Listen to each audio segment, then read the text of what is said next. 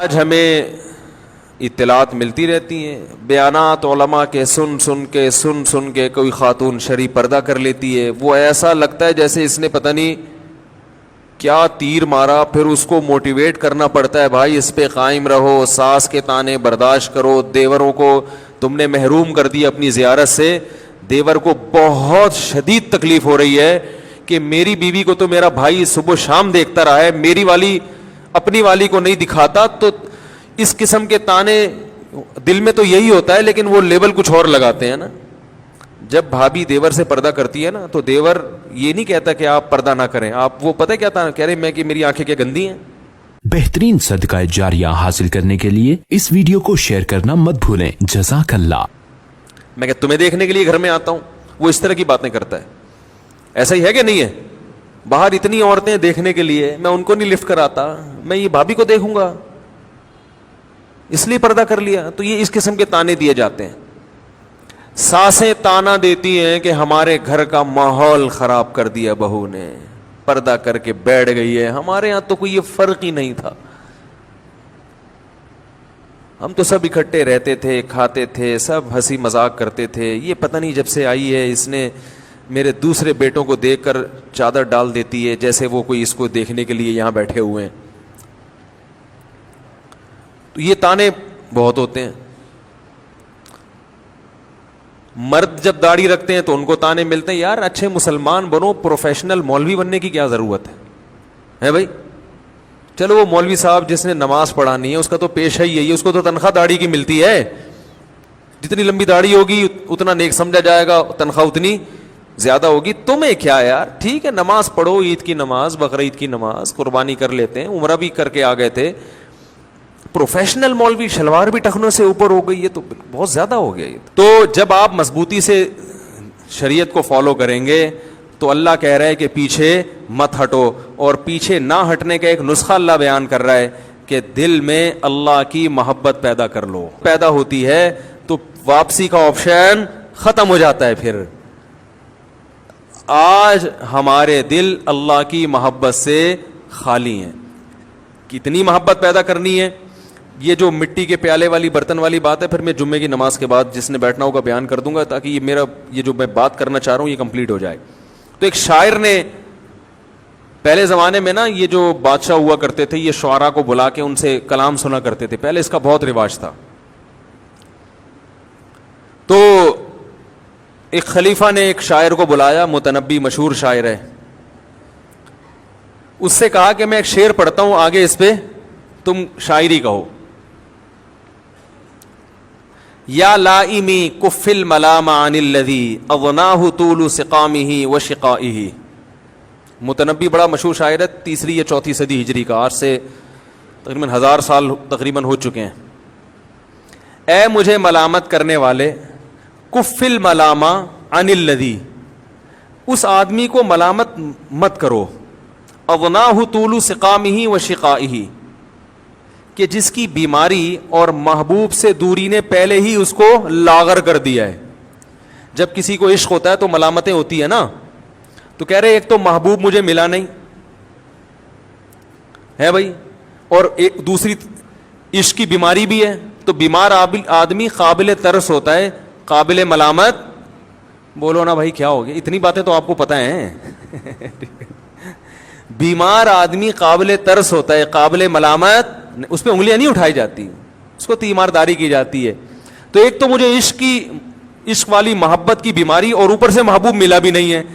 تو ان 2 ٹینشنوں کی وجہ سے میں لاغر ہو رہا ہوں، تو تم ملامت کرو گے تو میں تو بالکل ہی غائب ہو جاؤں گا.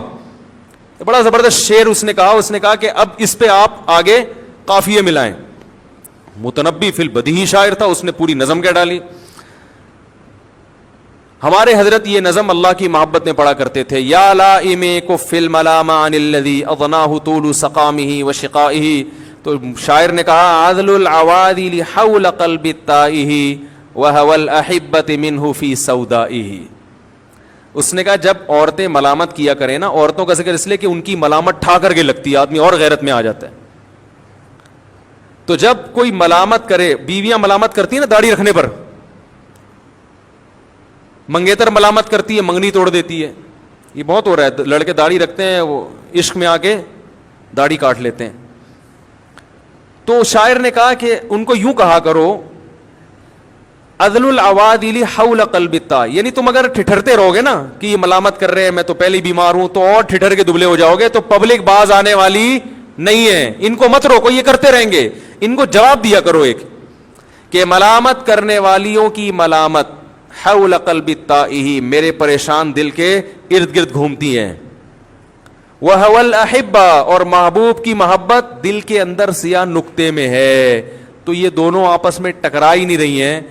تو میرے دل کی جو محبت ہے جب ملامت جا کے لگی نہیں رہی ہے تو وہ محبت نکلے گی کیسے؟ تو تم اپنا ٹائم ویسٹ کر رہے ہو, اس کے علاوہ تمہیں کچھ بھی حاصل نہیں ہوگا. پھر آگے بڑی زبردست بات کی, یشکو الملام الی اللوائم حرہ ویصد حین یلمن عن برحائہ, کا یہ بھی کہہ دیا کرو ملامت کرنے والیوں کو کہ تمہاری ملامت جب میرے دل کے قریب پہنچتی ہے, اندر تو جاتی نہیں ہے, اور جو محبوب کی محبت ہے وہ اتنی گرم ہے کہ ملامت ان کی گرمی سے پگھلنے لگتی ہے, جلنے لگتی ہے, واپس جا کے ملامت کرنے والیوں کو شکایت کرتی ہے کہ کدھر بھیج دیا تم نے ہمیں, دوبارہ نہ بھیجنا. بہت مشکل ہے میرے بھائی. تو ہے تو یہ دنیا کی محبت میں, لیکن اصل میں اللہ چاہتا ہے ایسی محبت کرو مجھ سے, کشتیاں جلا دو, اس کے بغیر دین پر چلنا ممکن نہیں ہے. اگر یہ کہو گے بیگم بھی خوش رہے, ابا بھی خوش رہے, اماں بھی خوش رہے, پڑوسی بھی خوش رہے, باس بھی خوش رہے, اور میرا دل بھی خوش رہے, کوئی بھی خوش نہیں ہوگا, اور اللہ کی ناراضی کا عذاب الگ. ایک دفعہ کشتیاں جلا دے ایسی کی تیسی, لٹکے ہوئے آدمی کو دنیا میں کبھی سکون نہیں ملتا. ایسی کی تیسی جاؤ, جس نے جو بولنا ہے بول دے. میرے بھائی جب تک یہ صفت پیدا نہیں ہوگی, نبی نے ارشاد فرمایا ذاق طعم الایمان من رضی باللہ ربا وبالاسلام دینا وبمحمد النبی صلی اللہ علیہ وسلم, وہ شخص ایمان کی مٹھاس چکے گا جو کہہ دے کہ میں اللہ کو اللہ مانتا ہوں, محمد صلی اللہ علیہ وسلم کو رسول اور اسلام کو دین, یعنی ڈر جائے گا بس یہ ہے میرے. تو جب تک یہ کیفیت پیدا نہیں ہوگی, آپ نے فرمایا اسلام کی مٹھاس محسوس نہیں ہوگی. پتہ چلا اسلام میٹھا مذہب ہے. یہ جو میٹھے میٹھے مدینہ کرتے ہیں ایسے تھوڑی کرتے ہیں, یہ یہیں سے تو لیا ہے انہوں نے. اسلام میٹھا مذہب ہے, اس کا ذائقہ ہے, مزہ ہے اس میں, لطف ہے, لیکن یہ لطف اس کو حاصل ہوگا تو کشتیاں جلا کے اسلام کی طرف آئے گا. اور بھائی طارق بن زیاد نے کشتیاں جلا دی تھی نا, کہ لڑنے کا مزہ اسی وقت آئے گا جب واپسی کا آپشن ختم, ادھر بھی موت ادھر بھی موت, پھر لڑائی کا مزہ ہے.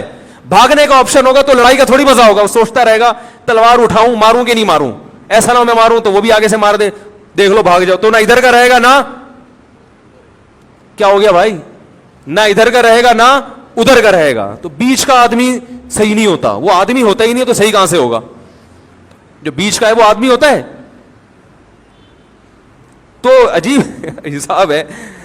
تو آج 99% مسلمان جو ہے وہ اسی لٹکی ہوئی پوزیشن میں ہے, لٹکی, نہ ادھر ہو رہے ہیں نہ. میں لوگوں سے کہتا ہوں یار تم انگریز کی طرح عیاشی کر لو, اگر کہیں کرنی ہے تو دنیا تو مزے اڑا کے جاؤ نا, پھر آخرت میں بھگت لینا. نہ تم دنیا کے نہ آخرت کے. انگریز کی ٹھکائی ہوگی, وہ کہے گا چلو آخرت میں ٹھکائی ہو, دنیا میں لائف کو میں نے بھرپور انجوائے کیا ہے. آپ کہو گے اللہ جمعے کی نماز تو پڑھتا تھا, پھر بھی چترول لگ رہے ہیں میرے ہے بھائی. تو اللہ کہے گا سر جمعہ تھوڑی تھا, فجر بھی تھی, ظہر بھی تھی, عصر بھی تھی. آپ کہیں گے اللہ میں نے کم از کم زنا تو نہیں کیا. تو اللہ کہیں گے جو نیٹ پر بیٹھ کر بےہودہ چیزیں دیکھتا تھا, بدنظری کرتا تھا, اس کی بھی تو ٹھگائی بنتی ہے نا. تو آپ کہو گے یار نہ ادھر کے نہ ادھر کے. ایسا نہیں کہ جو معاذ اللہ برائی نہیں کرتے وہ زنا کرنا شروع کرتے ہیں, وہ تو جرم کی سزا تو بڑھے گی نا. اور جو جمعہ پڑھتے تھے وہ چھوڑ دیں جمعہ پڑھنا بھی. لیکن نبی نے ارشاد فرمایا ایمان کی لذت اسی کو محسوس ہوگی جو کشتیاں جلا کے آئے. تو بھائی توبہ کر کے آج ہمت کر لو, اے اللہ بس پورے دین کو فالو کرنا ہے, اور ڈرو نہیں. لوگ سمجھتے ہیں پورے اسلام میں داخل ہو گئے تو پتہ نہیں کیا ہو جائے گا, اور یہ بھی ہو جائے گا. نہ کچھ بھی نہیں ہوگا, کچھ بھی نہیں ہوگا, اور مزے کی زندگی ہو جائے گی. چند دن کی ٹینشن ہے. ایک چھوٹی سی بات بتا کے بات ختم کرو. ہمارے ایک رشتے دار ہیں, انہوں نے کہا یہ لفافوں کا تبادلہ نہیں ہوگا شادی بیاہ میں, سب رشوت ہے, حرام ہے, سب کو پتا ہے, اتنے 500 دینے 1000 لینے. انہوں نے کہا نہیں ہوگا. بڑا خاندان میں ہنگامہ ہوا, نفرتیں پیدا ہوئی, لڑائی جھگڑے ہوئے. کہہ رہے ہیں وہ دن آج کا دن 15-20 سال ہو گئے, ہم آ گئے سکون میں, نہ کوئی لفافہ دیتا ہے, نہ کسی کی بچے کی پیدائش پہ ہمیں لفافہ دینا پڑتا. ان کو پتا یہ اس ٹائپ کے ہیں ہی نہیں, ان کا فرقہ ہی الگ قسم کا فرقہ ہے, ٹھیک ہے نا. اب محبتیں بھی ہیں. میرے سگے بھائی کی شادی ہوئی تھی تو اس میں مکس گیدرنگ ٹائپ کی, مکس گیدرنگ تو نہیں تھی, سنا تھا کوئی میوزک وغیرہ موسیقی وغیرہ, وہ بعض لوگوں نے زبردستی تھوپ دی. ہمارا خاندان ایسا نہیں تھا تو میں بائیکاٹ کیا, میں نہیں گیا. بڑا ہنگامہ ہوا, بھائی کی شادی میں نہیں آیا, لیکن وہ ایک دفعہ ہنگامہ افورڈ کیا. اس کے بعد اللہ کا شکر ہے جس شادی میں جانا چاہیں جاتے ہیں, نہیں جانا چاہیں نہیں جاتے. وہ کہتے ہیں جب بھائی کے بائیکاٹ کر لیا تو ہمیں کیوں لفٹ کرائے گا, یہ سمجھ رہے ہو. اور اللہ نے اس کی برکت سے اپنی شادی میں کئی دفعہ جانے کی توفیق نصیب فرمائی.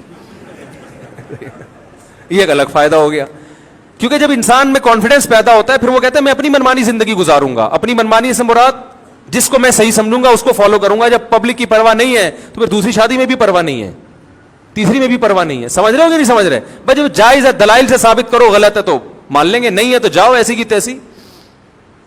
نہیں آ رہی بات. اور اس کا فائدہ ہے لٹک کے. پھر یہ 4 شادیاں پتہ نہیں کہاں سے آ گئیں, مقصد ابھی 4 شادیاں نہیں ہیں, مثال سے سمجھا رہا ہوں بات کو, کہ ایک فیصلہ کر لو کہ اللہ کو راضی کر کے چلنا ہے یا مخلوق کو. اللہ کو راضی کر کے چلو گے, مخلوق وقتی طور پہ ناراض ہوگی, پھر یہی مخلوق آپ کے گیت گائے گی.